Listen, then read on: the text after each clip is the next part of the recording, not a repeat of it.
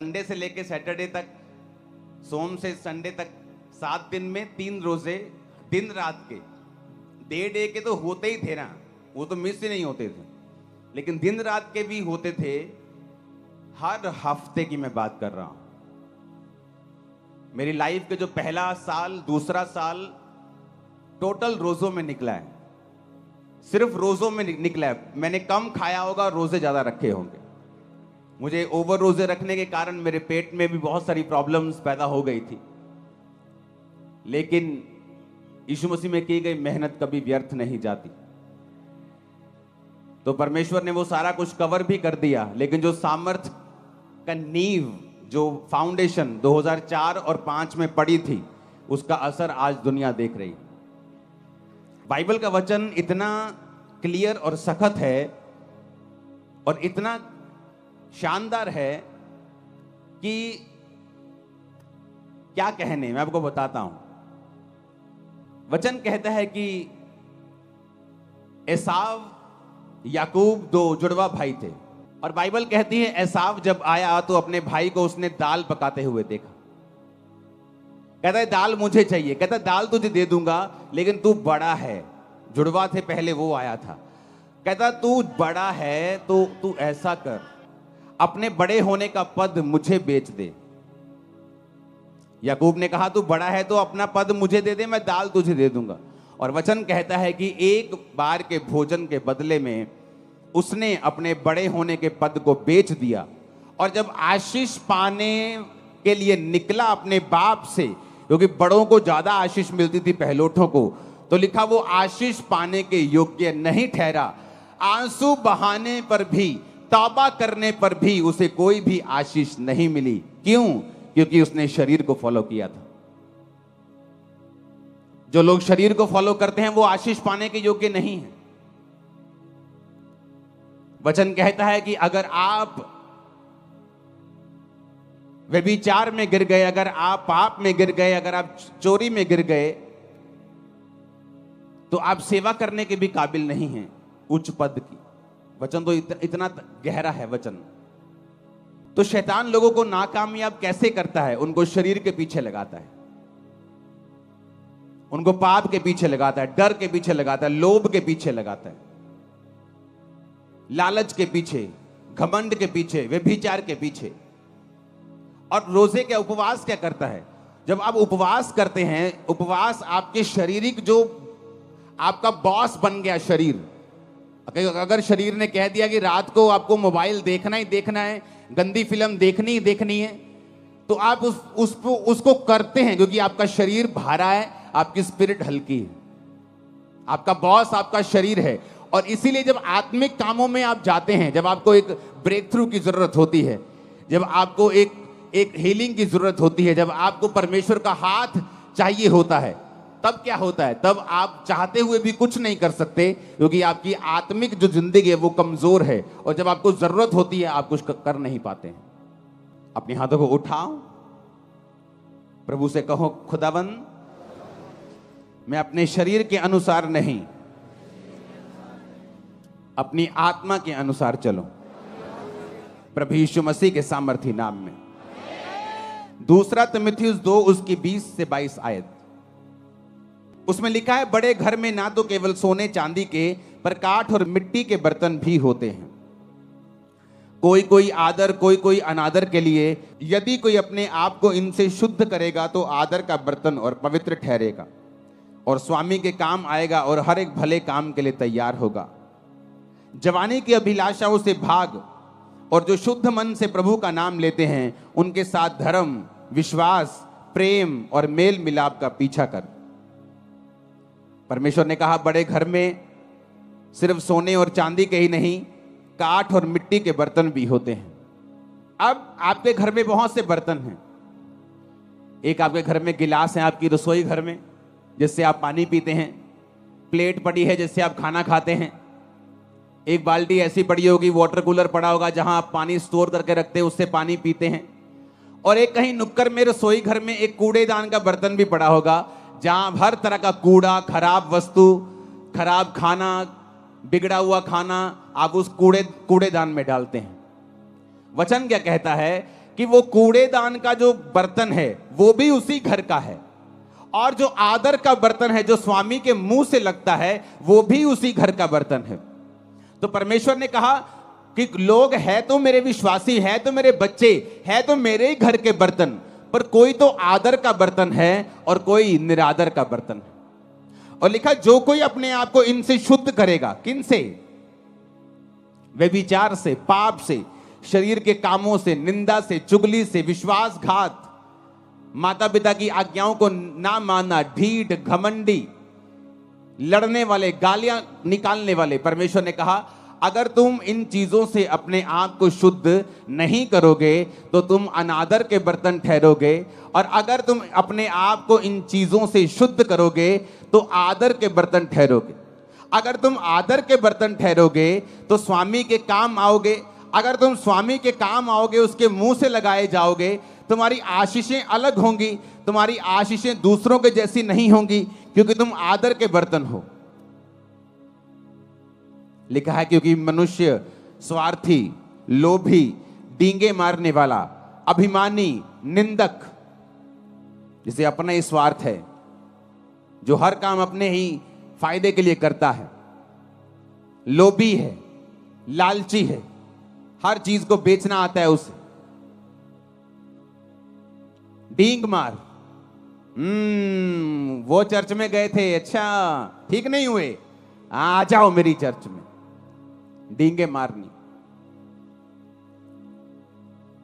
खुदावन का आत्मा यहां आपको हील करता है, मैं नहीं।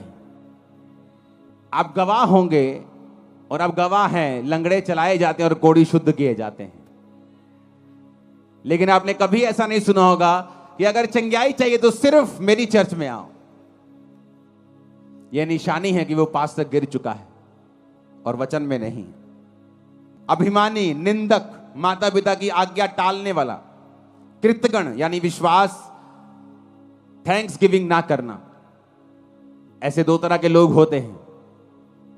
प्रभु के सामने कृतज्ञ, लोगों के सामने कृतज्ञ। प्रभु जो मर्जी कर दे उसका थैंक्स नहीं करते, अगली डिमांड, उसके अगली डिमांड। जो प्रभु ने पीछे किया उसका कोई थैंक्स नहीं, अगली डिमांड, उससे अगली, उससे अगली, उनको कृतज्ञ बोलते हैं। और ऐसे लोग भी होते हैं, आप अगर उनके लिए कुछ करेंगे, बोलोगे ले मैं तो इनका वर्कर हूं, ये तो इनका फर्ज बनता था करना। मैंने लाइफ में वर्कर देखे 30-30 साल से काम करते हुए, सेम सैलरी, धीरे धीरे सैलरी बढ़ रही है कछुए की चाल से, और कोई हेल्प नहीं की। मैंने देखे हैं वर्कर लोगों के घरों में काम करते, लोगों की जिंदगियों में काम करते हुए। तो उसने कहा जब तुम्हारी हेल्प हो, जब तुम्हें कुछ मिले तो उसका थैंक्स करो, वो इंसान हो या परमेश्वर। अपवित्र, दया रहित, क्षमा रहित, दोष लगाने वाला, असंयमी, कठोर, भले के बैरी, विश्वासघाती, ढीठ, घमंडी, प्रभु के नहीं सुख विलास के चाहने वाले, भक्ति का भेष धरेंगे पर शक्ति को ना मानेंगे, ऐसों से परे रहना। परमेश्वर ने कहा यदि तुम अपने आप को इनसे शुद्ध करोगे तो आदर के बर्तन ठहरोगे। पौलुस को देखो, कई बार हम दुखों से निराश हो जाते हैं कि परमेश्वर ये दुख क्यों आया, ये दुख क्यों है। 2004, 5, 2006, 2007, 8, 9 तक, 10 तक मैं हमेशा परमेश्वर के सामने कंप्लेंट ही करता रहता था, खुदावन ये मेरी लाइफ में प्रॉब्लम क्यों नहीं जा रही, सेवा में आने के बाद भी ये दिक्कत क्यों नहीं खत्म हो रही, ये मेरी लाइफ से क्यों नहीं जा रहा, ये संघर्ष खत्म क्यों नहीं हो रहा। आज हम पौलुस की पत्रियों को पढ़ते हैं। अगर हम पौलुस की पत्रियों को पढ़ते हैं, उन 13-12 जितनी भी 13 पत्रियां हैं, तो पौलुस की पत्रियों को पढ़ते पढ़ते हमें यह समझ आती है कि पौलुस ने अपनी 13 पत्रियों में एक ही बात की है, तुम्हारे कैरेक्टर को किस तरह से मजबूत रखना है, क्योंकि शैतान तुम्हारे कैरेक्टर को खत्म करके ही तुम्हारी लाइफ में काम करता है। और पौलुस ने कहां से ये पत्रियां लिखी हैं? जेल में से। जेल कैसे गया? सुसमाचार के लिए, अपने पाप के लिए जेल नहीं गया। वो लोग अपने पापों के लिए जेल जाते और बोलते कि मैं प्रभु के लिए जा रहा हूं, लेकिन बाइबल कहती वो खुदावंद के कामों के लिए, लोग उससे जेलसी करते थे, वो जेल में गया। जेल में गया तो एक आम इंसान सोच सकता है कि अगर ये परमेश्वर का दास है तो फिर जेल में क्यों गया, फिर प्रभु इसको बाहर क्यों नहीं निकालता। लेकिन वचन में क्या लिखा है? वचन में लिखा है कि जब वो जेल में गया तो वो सारी पत्रियां उसने जेल के अंदर से लिखी। प्रभु को मालूम था पतरस की इतनी पत्रियां क्यों नहीं, क्यों मैं बताता हूं, क्योंकि पतरस बाहर से विकाई में था और हर टाइम बिजी रहता था, कभी वहां कभी वहां कभी वहां मीटिंग है, कभी वो विश्वासियों के पास, कभी उस कलीसिया के पास। उसकी केवल 2 पत्रियां बाइबल में है, पहला पतरस और दूसरा पतरस। अब जब सेवकाई में कोई तो चाहिए जो इस लेवल का हो, जो पतरस के लेवल का हो, जो यूहन्ना के याकूब के लेवल का हो, उसी की पत्रियां काम आएंगी। छोटे लेवल का कोई लिखेगा तो उसकी पत्रियों में वो बात नहीं होगी, वो पवित्र आत्मा की भरपूरी नहीं होगी। तो परमेश्वर जानता है कि पौलुस एक ऐसा जन है जो उस लेवल का प्रेरित है। और वचन क्या कहता है, वो जेल में गया और उसने पत्रियां को लिखा। परमेश्वर का उसको जेल में डालने का रीजन ये था कि आने वाले समय में इतनी सेवकाई का असर पतरस का नहीं हुआ जितना पौलुस का हुआ। आज हम किसकी पत्रियों को पढ़ के अपने कैरेक्टर को सही रखते हैं? पौलुस की पत्रियों को पढ़ के, हाँ या ना? पौलुस की पत्रियां पढ़ते हैं। आप तीमुथियुस पढ़ो, जहां उसने लिखा है अपने स्पिरिचुअल सन को, उसने कहा मैं अपने आत्मिक पुत्र तीमुथियुस को लिखता हूं, ये करना है, ये करना है, ये करना है। दूसरा तीमुथियुस कैरेक्टर के बारे में, कुलस्सियों कैरेक्टर के बारे में, थिस्सलुनीकियों कैरेक्टर के बारे में, तीतुस की पत्री, फिलेमोन की पत्री। अगर आप इन पत्रियों को पढ़ेंगे आपको कैरेक्टर नजर आएगा कि पौलुस ने कैरेक्टर के विषय में बहुत सी बातें की हैं। हालेलुया। लेकिन कैसे की?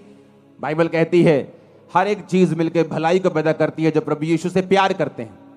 उसने अपने आप को पवित्र रखा, फास्टिंग में रखा, प्रेयर में रखा और जेल से पत्रियां लिखी जो आज तक हम पढ़ के आशीष पा रहे हैं। अपने हाथों को उठाओ, बोलो हर एक दुख के लिए जो खुदा की मर्जी से आया, मैं खुदा का थैंक्स करता हूं। ऊंची आवाज में बात करो, थैंक्स करो ऊंची आवाज में। और पिता मैं विश्वास करता हूं कि आप कुछ बड़ा करेंगे उन्हीं दुखों के बीच से, यीशु के नाम में। अब हम फास्टिंग क्यों करते हैं?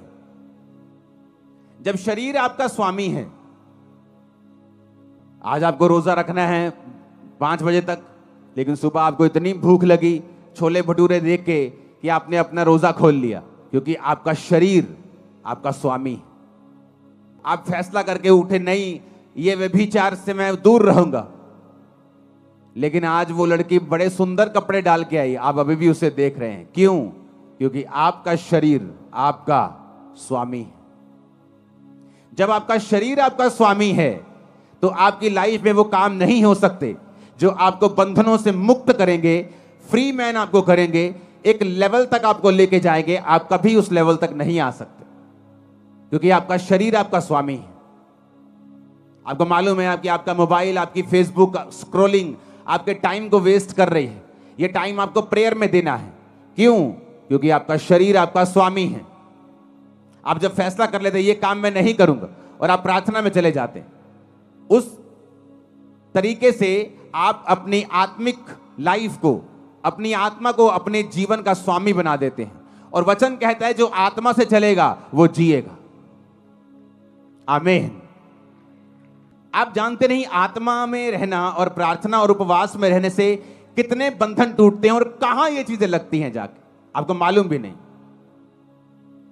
जब प्रार्थना उपवास में मैं पिछले दिनों में था तो प्रेयर कर रहा था तो परमेश्वर दर्शन देने लगा। ऐसे दर्शन नहीं देने लगा कि मैं कुछ मांग रहा हूं प्रभु से कि मुझे ये चाहिए, मुझे ये चाहिए। जस्ट मेरी आदत है खुदावंद की प्रेजेंस में बैठना और बैठे रहना और प्रेयर करना और बेदारी के लिए प्रेयर करना, लोगों के लिए प्रेयर करना। मेरा अपना कोई मसला नहीं है खुदावंद के सामने। मेरे मसले चर्च के होते हैं, आपके होते हैं। आप यहाँ काउंसलिंग के लिए आते हैं, आपके केस मोबाइल पे मेरे पास आते हैं। जब उनसे हल नहीं होता डायरेक्ट मेरे पास आते हैं तो मैं लिख के भेजता हूँ, इसको ये कहना है, ये कहना है, या सिर्फ ले हैंड में खड़ा करो, या इसको रोजे रखवाओ, या मुझसे मिलाओ, इसे ऑफिस भेजो। तो मेरा मसला सिर्फ आपके साथ होता है। आप प्रभु की प्रेजेंस में होते हैं, परमेश्वर आपकी लाइफ को फ्रूटफुल बनाता है, इफेक्टिव बनाता है। वो आपके बिजनेस के बारे में आपको दर्शन दे सकता है। आपका बेटा जो बचा नहीं है, नशे करता है, उसके बारे में आपसे बात कर सकता है। आपकी वाइफ के बारे में, आपके हस्बैंड के बारे में, आपके बच्चों के बारे में, आपकी सेहत के बारे में, किसी भी बारे में वो आपसे बात कर सकता है। जो चीज कमजोर है, शैतान के हाथ में है, बंधन के नीचे है, उसके बारे में प्रभु आपसे बात करता है। इसलिए तो वचन में लिखा है कि मैं अपने वचन को भेज के अपने लोगों को चंगा करूंगा। जैसे आप बिजली का बिल भरने, पुराने टाइम में लोग लाइन में लगते थे, पता नहीं आज लगते हैं कि नहीं लगते, ऑनलाइन हो जाता सब कुछ, लेकिन लाइन में लगते। तो आप लाइन में जो लगे हुए हो, छुटकारे की लाइन में, हीलिंग की लाइन में, लेकिन जब तक आप फास्टिंग, उपवास, प्रार्थना, तौबा, शरीर के कामों से मुक्त होकर प्रभु के सामने समर्पित आप नहीं होंगे, तब तक आप लाइन में तो हो पर आपका नंबर नहीं आएगा। लाइन में तो लगे हुए हो, चर्च तो जा रहे हो, पता सब कुछ है, प्रभु की दया भी है, लाइन में लगे ये भी एक फजल है, प्रभु को जानते हो ये भी एक अनुग्रह है, लेकिन रियल छुटकारा नंबर कब आएगा? जब तुम इन बातों को फॉलो करोगे। ऊंची आवाज में हालेलुया बोलो। और जब हम उपवास करते हैं क्या होता है? उपवास हमारे शरीर के जो बॉसपन है, उसका जो बॉसी शरीर है, जो मालिक बनता है, वो उसके मालिकियत को खत्म कर देता है। जो शरीर का प्रभाव है, पाप का प्रभाव है, गंदगी का प्रभाव है, नेगेटिविटी का प्रभाव है। मुझे आज भी याद है 2004 में जब मैं परमेश्वर में आया तो शैतान मेरे पे अटैक करता था बहुत। वचन जानने के बाद भी, प्रार्थना करने के बाद भी, सिर्फ एक दो